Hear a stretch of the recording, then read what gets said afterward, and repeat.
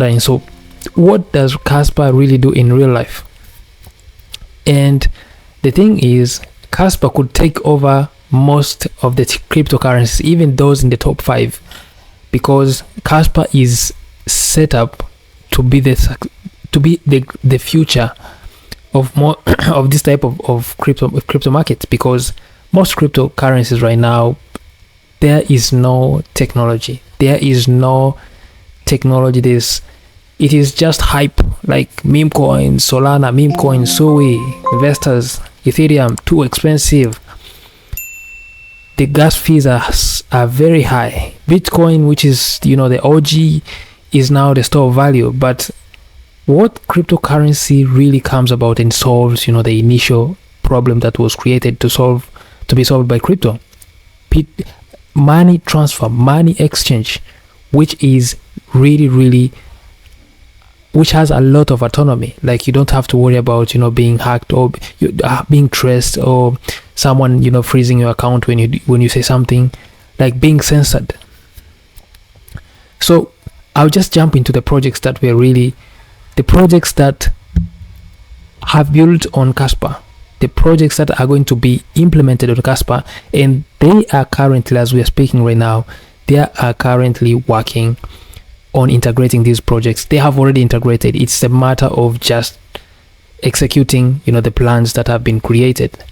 We have one of the thing is the Kaspa Industrial Initiative. If you go to their page, it is just type Kaspa Industrial Initiative and you'll go to their page, and what you're going to find is about the Kaspa Industrial Initiative. The Kaspa Industrial Initiative is a foundation committed to leveraging Kaspa's high performance directed acyclic graph, so based on distributed ledger technology. So I won't read this thing, I'll just give you a concept, and you can take your time and go through this website. If you put your money into something, just have a habit of trying to research about what you're really putting your money into. So the main mission of Kaspa in Industrial Initiative, as they are saying, is building a global network of companies, leaders, and academics to champion the adoption of Kaspa's next generation platform. And this is going to include in the Kaspa's application in finance, supply chain, energy, and the public sector, while promoting sustainable and ethical development. Now, one of the things that Kaspa is really building on right now is the energy trading. You have this thing called the European Federation of Energy Traders. The European Federation of Energy Traders is an association of European energy traders in the markets for wholesale electricity and gas. So the EFET was founded in 1999 in response to liberalization of electricity and gas markets within the European Union. EFET advocates policies and regulatory measures which allow electricity and gas to develop freely while encouraging good risk management practices and responsible corporate governance. So if you have time, go through this, but this thing is now coming into the Kaspa's project. It's going to be built on Kaspa, and I'm saying it's going to be built while it's already being built on the Kaspa's network. So what I want to tell you is you just have to see the magnitude of this project. Like, this is a lot of money that is going to be coming into Kaspa's network. Like, this is a lot. People are saying, what does Kaspa do? Like, show us the partnerships. People are so trading. And if you want to know more about the Kaspa key, you have to go to Kaspa key, and you're going to find this guy Paul Van Son, who has been the president of the Desert Industrial Initiative. And in this video, I'm not going to play the whole video actually, but in this video you can find out that this person, when he first learned about Kaspa, he really was moved into Kaspa because he just accepted, because the technology was too cool. Like, it was brilliant. For the people who know exactly what Kaspa is really trying to achieve, or Kaspa is really about, when you hear it at first time, you just fell in love with it at the first time you hear about it. And this is a Bitcoin guy. He says that he heard about Bitcoin back in the days 2013, and he was offered Bitcoin, and he still holds it. So this guy knows about crypto and is receptive about crypto. But to hear something similar to Bitcoin, but scaling more, 6,000 more than Bitcoin, we have another project, the WarpCore. WarpCore, I've talked about it in the previous video, but I have to still talk about it. WarpCore is going to also transform the global financial system.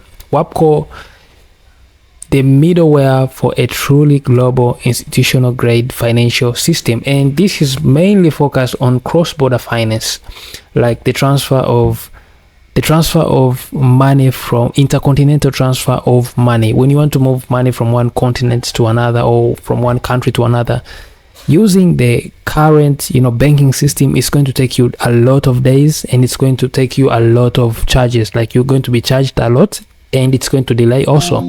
So you'd rather just transport money than send it, because if you send it, you're going to be charged more.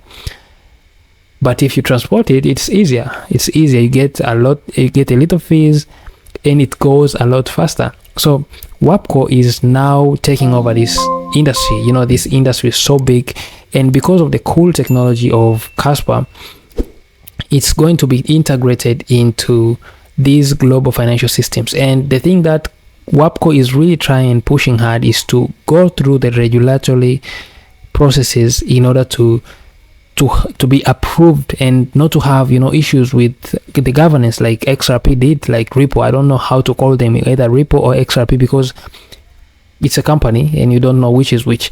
But I just say the ISO, these are regulatory standards. The ISO 20002, the de facto global standard for financial messaging, ensuring your transaction can be understood and processed by institutions worldwide. And you have this ISO 24165. I think this is an updated version, a standardized system of assigning unique identifiers to digital tokens, enabling transparent, verifiable, and easily auditable asset management.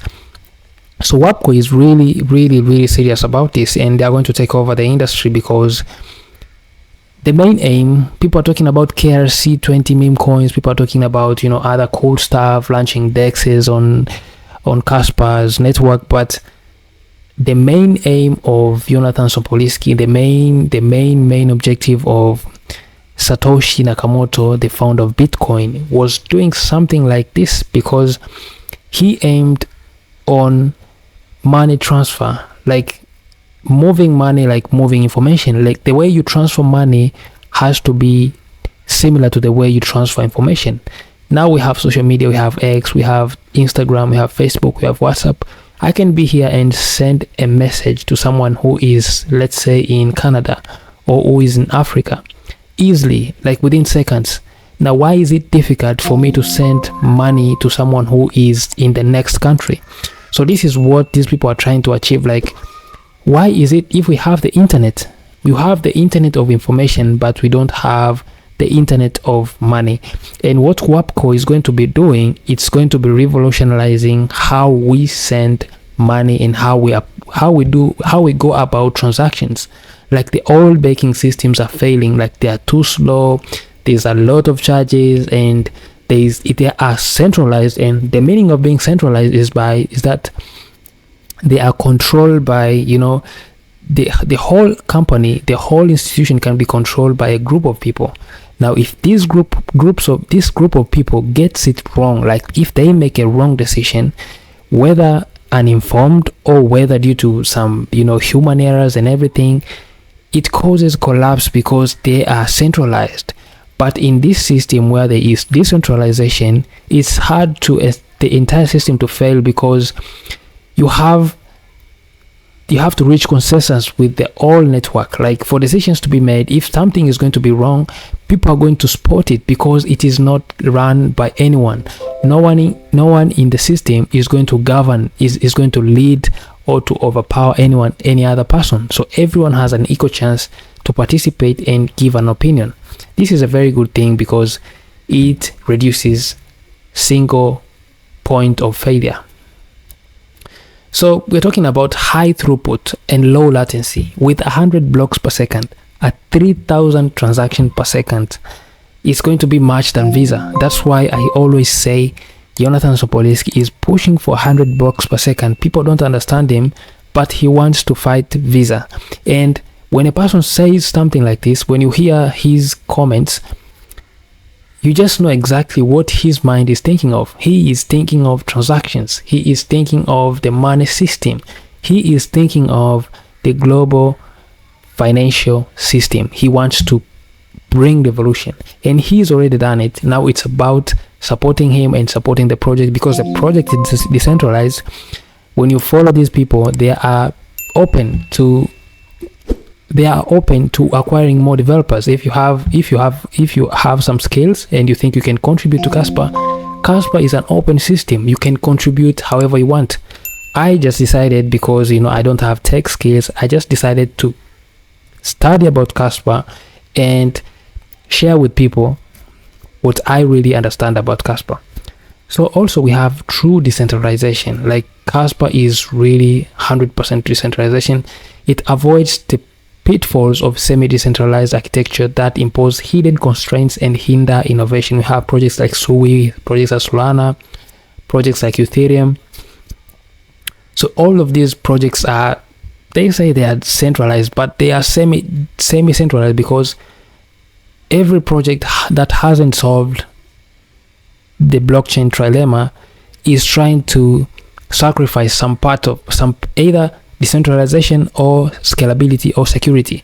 Now, if you sacrifice security, it's going to be a big problem, and if you sacrifice scalability, it's also a big problem. You don't have the selling the selling tips, or you don't have the selling cards. Now, if you sacrifice decentralization, it's of course not that a serious problem. That's why we find that most projects fall into semi-centralized. They claim they are decentralized, but actually they are decentralized. So avoiding these pitfalls, like we've seen a lot of outages, we've seen Sui, which is just upcoming, having some 6 hours or 6 hours plus of the network shutting down. Or Solana, it has had multiple episodes of this, but we never heard about Kaspa, even with the KRC 20 meme coins launch, which really caused a spike in volume of transactions. We never experienced this. So Kaspa is really, really superior technology. And to show you that this is about what WarpCore, if you want, you can go to the website and type WarpCore. It is one of the projects that is going to be built, or is being built, on the Kaspa ecosystem. And the key sectors here is, there are so many key sectors that this WarpCore is going to focus on. But we have cross-border payments. This is number one, real-time, low-cost international transactions, and we also have real-world asset tokenization. Now, this has to sound good in your ears, bro. Like, real-world asset tokenization. This is going to be, you've had Larry Fink from BlackRock. He is one of the core advocates of real-world asset tokenization. And most projects you find, like XRP, you find like HBAR, you find XLM. This is their selling card. They use their project to say that we are solving real life problems. And what they tell you is that we are solving cross-border payments, and we are solving real-world asset tokenization and decentralized finance. So stable coins, you see XRP has now RLUSD, Ripple USD.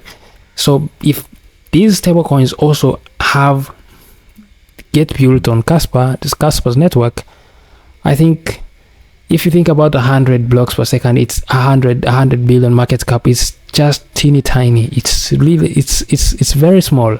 And this is not even the end. We're talking about microfinances, microfinance and remittances, implementing Kaspa-based platforms to provide affordable financial services to underserved populations, promoting financial inclusion and economic growth. Now, we have blockchain-based tracking, we have smart contracts that are going to be integrated, and other projects. If you have time, you can just go and read about these things, and it's really, really exciting, because if you read about this, it gives you more confidence and you know exactly what you're trying to hold. And when you hear FUD from these influencers, you just have to just ignore them, because they don't know exactly what they're talking about. People are saying like Kaspa doesn't do anything. Like, really? What does Solana do? Kaspa really is going to do cross-border payments, real-world asset tokenization, decentralized finance, stablecoins, even the meme coins that you want to trade if you really want to gamble. I'm not saying meme coins are for gambling, because meme coins make you believe in something. It's the way of tokenization of belief, for having fun, having a community, like being around, not being alone, because in this world there is a lot of depression right now. People don't have jobs, people don't have the quality of life has really dropped. And what gives people hope? That's why you find most people are not on social media. Most people are on TikTok, YouTube, and Instagram and everything. So once you form communities and have something that these people can look for and hope for, it creates a certain strong belief. That's why we have meme coins. And that's why meme coins are now being preached. They're being preached. But instead of focusing on meme coins, you can focus on something that is going to... Meme coins are going to be... are being built on top of something. So if they are being built on Kaspa, and Kaspa is something that is going to be there for so long and that is going to be adopted, then you have to choose the Kaspa network. So this is about the things that are being, and there is more and more things that are going to come. I believe more things are being happening on behind the scenes that we really don't know. So it's about you taking your time and doing your own research, like really find out like what. This is the official X account of Jonathan Sopoliski, and if you really want to get most information, you can just go to his page. We have Michael Satan, we have Shy. He says, one man's trash is another man's silver. People are calling it trash, but for his understanding, he knows exactly what he is talking about, and he knows exactly what he is trying to sell. So he also replied, I can see that the second law of crypto dynamics, the degree of centralization of a project can only increase with time, while decentralization is bound to decrease. Distribution may indeed increase with time. He was talking about Ethereum, that the degree of centralization of a project only increases with time, and while the decentralization is also bound to decrease, which is the same thing.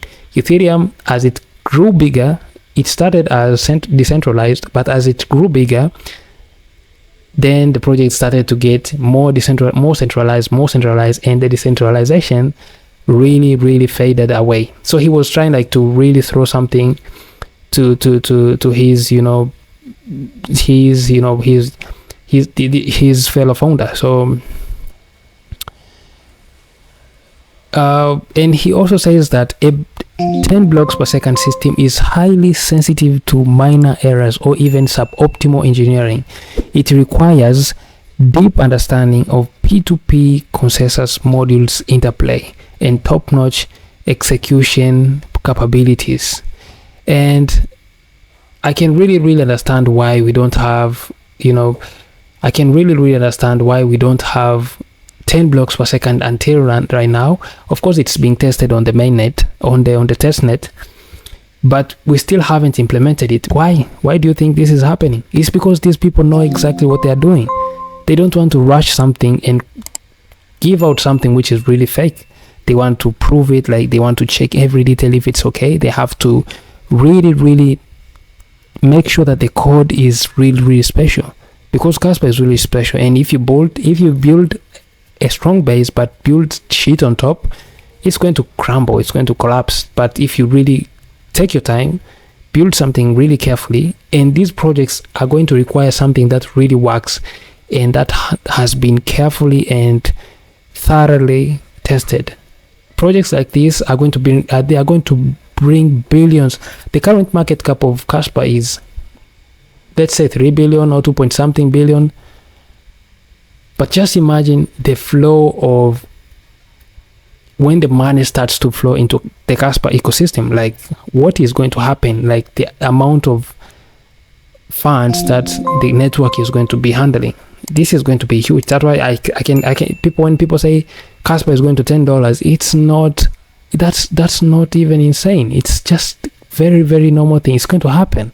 It's the matter of when, but it's going to happen. These people are not joking around. They've spent, since 2013, someone was researching, creating papers, and now they decided to launch their own crypto, which is Kaspa, and they decided to launch it in a way that is similar to Bitcoin, and they've used all the Bitcoin similarities and all the Bitcoin phases. And you think this thing is not going to succeed? This thing is being adopted even before it is complete. Like, people see the potential before it's even complete. Okay, I think this is the end, guys. Don't forget to like and subscribe. I've seen a lot of people watching are not subscribing. Please, let's really support this channel so that it can reach a lot of people and educate more people about Kaspa. And let me know your comments. Let me know what you think about Kaspa.